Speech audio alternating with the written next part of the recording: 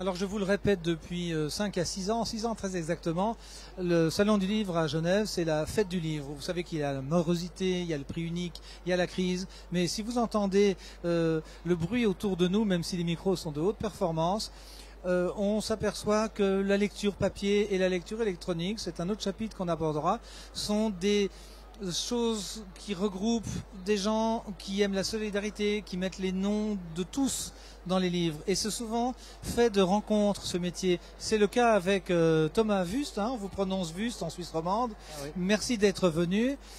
On s'est rencontrés autour d'un ouvrage qui a cartonné. Alors on vous remercie les éditeurs parce que c'est ce monsieur, sa maison d'édition, l'auteur, les graphistes, les metteurs en page, les imprimeurs et autres photographes. C'est cette série de guides Rosolis, Oiseaux. Je crois qu'on a passé les 5 à 600. Au moins, oui. Au moins 5 à 600. Alors, Igouté s'est adopté. Il y a eu ensuite les arbres, les papillons, les fleurs, les mammifères, les insectes. Comment est-ce que vous avez mis le nez sur ces auteurs et ces ouvrages écrits par des gens qui viennent pas forcément de Genève et loin de là? Et comment avez-vous pu flairer que c'était pas un bon coup, on n'aime pas ce mot-là, mais une belle opération de librairie? Alors là, on s'est associé avec un autre éditeur, les éditions Ulmer, parce que c'était un projet qui était trop gros pour nous. Et donc c'est par ce biais-là qu'on a pu lancer cette collection. Et nous, on voulait des ouvrages relativement grand public qui balayent toute une thématique, comme justement ceci, Oui.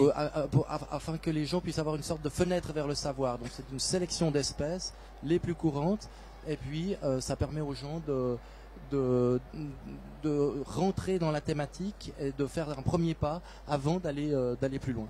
Alors c'est un petit peu une même thématique, et prenez-le comme un compliment des éditions First, hein, c'est un petit peu la biologie, la zoologie pour les nuls, entre guillemets, c'est ce que vous venez de dire, on n'y connaît rien. Si on ne connaît pas grand-chose dans les arbustes par exemple, expliquez-nous cette systématique. Il y a les photos, je l'ai écrit dans notre catalogue, il y a les dessins, il y a des thématiques couleurs. Est-ce que c'est tellement important pédagogiquement, ce sont presque des enseignants qui font ça avec vous? Alors la structure du livre, c'est les choix d'auteurs en la circonstance, donc c'est des photographies. Les photographies illustrent les espèces, les fruits, les feuilles, la structure de l'arbre. On ajoute aussi un certain nombre de dessins quand il s'agit de mettre en évidence un élément du texte particulier. Un détail anatomique ou un détail qui permet la détermination. Donc ça fait que dans cette série, on a à la fois des photographies et des dessins. Ouais, alors c'est magnifique. Moi, je suis ultra enthousiaste. Je suis content parce que regardez, si je fais la pile, ça masquera ça masque les tasses à café. À mon avis, il faut avoir. C'est rare que je sois prosélyte à ce point. Il faut ces livres quand on est béotien et qu'on a la chance en Suisse au printemps de voir fourmiller, c'est le cas de le dire, plein d'insectes. Est-ce que vous vous attendiez à un pareil succès? On n'avait pas d'attente particulière. On sait qu'il y a eu d'autres projets de cet ordre-là qui ont été faits. Qu'en général c'est des livres qui se vendent très longtemps parce qu'ils sont intemporels, et là notamment par le travail aussi de notre coéditeur qui a eu beaucoup de réussite sur les couvertures, effectivement on a un bon impact. Aujourd'hui il y en a 7, on attend encore 2 ouvrages pour août, les champignons et les poissons d'eau douce qui sera très original avec là que des dessins. Et puis on salue, comment s'appelle-t-il, Stéphane Corcel, Oiseau du Léman, hein. Ça a été aussi un de nos choix. Il y a des trucs tout bêtes, Thomas, c'est on n'a jamais passe-moi 1 centimètre, passe-moi 1 mètre, on peut vérifier de bête longueur.